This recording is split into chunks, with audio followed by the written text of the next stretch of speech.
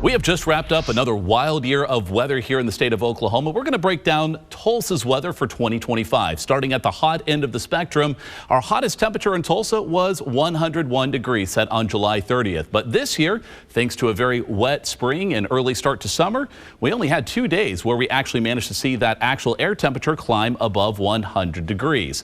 However, that heat lingered much later in the year than you'd expect. As we move towards Christmas Day, you probably remember it was the warmest on record with an 80-degree high just 2 days to follow. The warmest December day by a long shot with an 86-degree high, one of the most significant records Tulsa has ever broken. Now to the other end of the spectrum. The coldest temperature occurred on February 20th at a bone-chilling 1 degree here in the city. It was also a snowier year than average.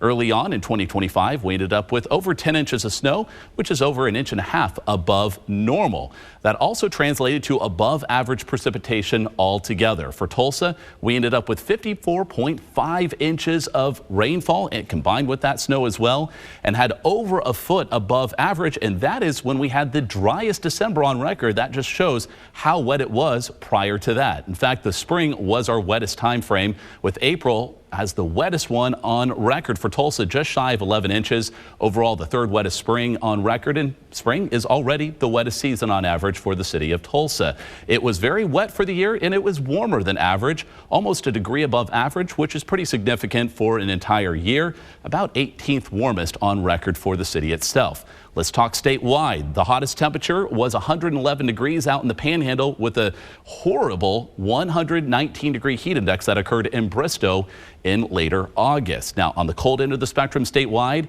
both of those records were set in the Panhandle region. Not a surprise, -17 with a minimum wind chill of -33 out there in the eastern Panhandle. Just brutal cold that way, a big swing in temperatures. In terms of tornadoes, it was a very active year. 106 tornadoes were recorded, 7 most on records. 2 of them were EF3s. We had the one in Arnett in western Oklahoma, and one of the widest ever measured, not only statewide but worldwide, in Blanco, almost 2 miles wide on May 19th. Hopefully this year we won't have nearly as many tornado warnings or tornadoes in general on record.